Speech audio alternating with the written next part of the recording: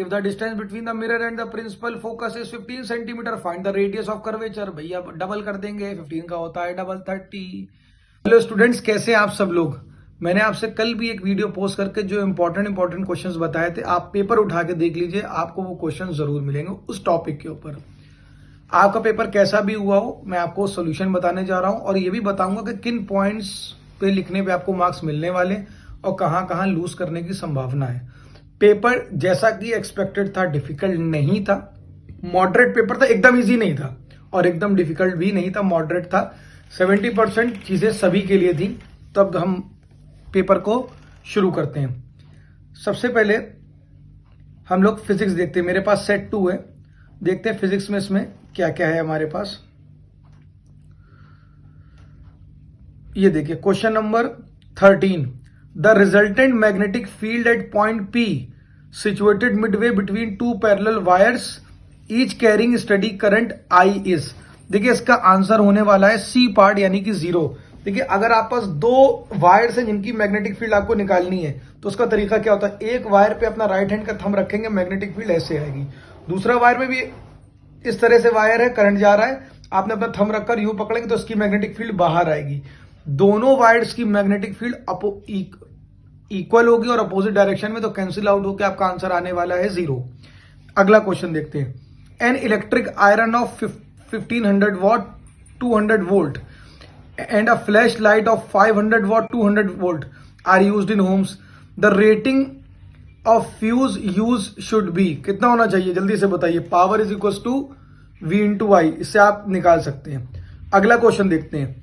In domestic electric circuits the wiring with 15 ampere current rating is for the electric device which have higher power rating such as geyser, lower power rating such as fan, metallic bodies and low power rating. देखिए सबसे पहली चीज तो ये है कि जो आपके फ्यूज हैंगे वो हायर पावर, जो इतना ज्यादा करंट है वो आपके higher power rating such as geyser में जाएगा, तो 15 का आंसर होगा ए पार्ट। अब बात करते हैं 16th वाले की। इफ 4 आइडेंटिकल रेजिस्टर्स ऑफ 8 ओम, पहले उन्हें सीरीज में लगाया गया फिर पैरेलल में, तो भैया जब आप उन्हें सीरीज में लगाओगे तो सबको ऐड कर देते हैं, 8 + 8 + 8 + 8 32। जब आप पैरेलल में लगाते हो, जितने भी रजिस्टर अगर आइडेंटिकल हैं तो अपॉन n कर देते हैं, यानी 4 है तो 8/4 करेंगे, आंसर आएगा 2। तो पहले चारों को जोड़ के आंसर आया था 32, दोबारा में आंसर आया था 2। आप दोनों को डिवाइड करेंगे, आपका आंसर क्या आ जाएगा, आपका आंसर यहां पे आ जाएगा 16, तो ऑप्शन नंबर डी हो जाएगा। अब असर्शन रीजन आते हैं। असर्शन रीजन में भी क्वेश्चन नंबर 17 है, the strength of magnetic field produced at the center of current carrying circular coil on increasing the number of turns in it, the current in each reason has the current in each circular turn has the same direction and the magnetic field due to each turn just add up। इसका answer होगा ए, यानी कि जो assertion है और reason दोनों एक दूसरे पर डिपेंड कर रहे हैं और रीजन उसका करेक्ट एक्सप्लेनेशन है। कैसे भाई, हर लूप मैग्नेटिक फील्ड जनरेट करेगा, तो जितनी भी लूप्स आप लाएंगे तो उतनी मैग्नेटिक फील्ड बढ़ेगी। क्यों? क्योंकि सारी की सारी मैग्नेटिक फील्ड्स ऐड होती चली जाएंगी। तो जब आप टर्न्स बढ़ाते हैं, नंबर ऑफ लूप्स बढ़ाते हैं, तो मैग्नेटिक फील्ड की स्ट्रेंथ बढ़ती है। क्यों बढ़ती है? क्योंकि सबकी मैग्नेटिक फील्ड सेम डायरेक्शन में होती है और एक दूसरे को ऐड करती हुई इंक्रीज कर देती है। अब हम लोग अगला क्वेश्चन देखते हैं। यह है तुम्हारा सेक्शन बी में 23rd। भैया विबग्योर सीधा सीधा है। प्रिज्म में व्हाइट कलर की लाइट जाएगी, क्या बनता है स्क्रीन में? VIBGYOR, violet, indigo, blue, green, yellow, orange, red. Phenomena क्या होता है ये? इस फिनोमेना का नाम है dispersion of light into 7 colours. 7 रंगों में सफेद लाइट टूट जाएगी ना, किस प्रॉपर्टी को? क्योंकि वेवलेंथ अलग अलग होती है, इसी को क्या बोलते हैं? डिस्पर्जन बोलते हैं। ठीक है, अब अगला क्वेश्चन देखते हैं। अच्छा, इसका एक ऑप्शन भी है, वो भी उठा सकते हैं। It is observe that the power of an eye to see nearby object as well as far off object diminished with age. ठीक है, डिफेक्ट का नाम बताना है, डायग्राम ड्रॉ करना है। तो दूर और पास जब दोनों की प्रॉब्लम होती है, इसको बोलते हैं प्रेसबायोपिया। पास वाले को बोलते हैं, जब सिर्फ पास का देख सकते हैं, दूर का नहीं देख सकते, उसको बोलते हैं मायोपिया। उसको क्या बोलते हैं? मायोपिया। और जब दूर का देख सकते हैं, पास का नहीं देख सकते, उसको बोलते हैं हाइपरमेट्रोपिया। हाँ तो स्टूडेंट्स, अब सेक्शन सी उठाते हैं। उससे पहले हमारा सेक्शन ए में एक क्वेश्चन रह गया था ऑब्जेक्टिव वाला, तो उसका आंसर होगा सी पार्ट 15 एम्पियर। अब आते हैं सेक्शन नंबर सी के ऊपर। इसमें क्वेश्चन नंबर दिया है 28, हो सकता है दूसरे सेट में अलग हो, जिसमें इलेक्ट्रॉन्स और मैग्नेटिक फील्ड की डायरेक्शन के ऊपर क्वेश्चन है। तो देखिए, इलेक्ट्रॉन जब मैग्नेटिक फील्ड में जाता है तो उसके ऊपर जो फोर्स लगता है उसका वो होता है QVB साइन थीटा। ठीक है, QVB साइन थीटा। तो अब यहां पे 3 ऑप्शन दिए थे, फर्स्ट, सेकंड, थर्ड।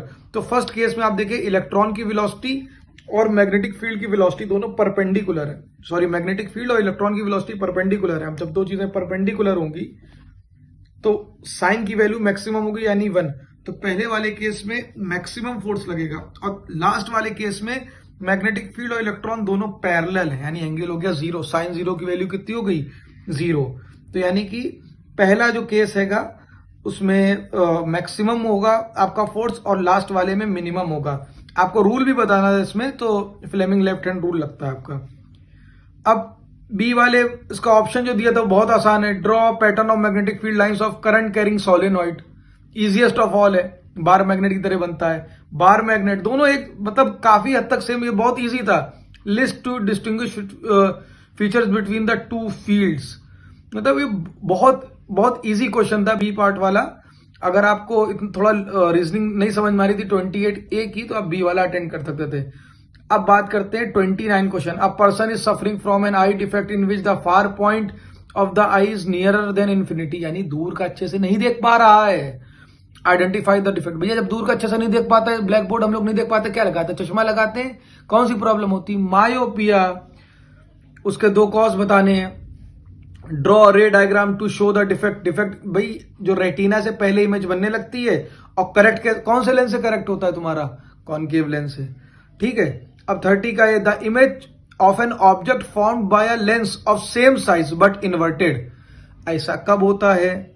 जब ऑब्जेक्ट तुम्हारा 2f पे रखा और इमेज भी कहां रखी? इमेज भी कहां बनती है? 2f पे। तो सेम साइज की बनती है, रियल बनती है, इन्वर्टेड बनती है। तो आपको क्या क्या बताना है इसमें? The distance between the object and its image. If the अगर ऑब्जेक्ट डिस्टेंस 30 तो इमेज का डिस्टेंस भी कितना हो जाएगा? 30। लेंस से तो ऑब्जेक्ट और इमेज के बीच का टोटल डिस्टेंस हो जाएगा 60।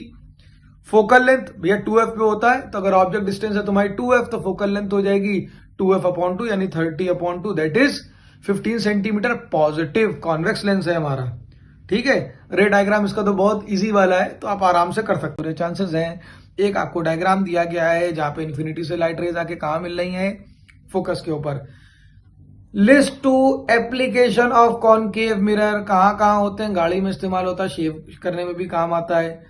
If the distance between the mirror and the principal focus is 15 centimetre, find the radius of curvature. भैया डबल कर देंगे, 15 का होता है डबल 30। आगे देखिए, draw a ray diagram to show the type of image formed when an object is placed between pole and focus of concave mirror. बहुत easy diagram है। ये क्वेश्चन आपको अच्छे से कर लेना चाहिए था, क्योंकि ये 4 नंबर मेरे हिसाब से, ये 4 नंबर फ्री में दिए हैं बोर्ड ने।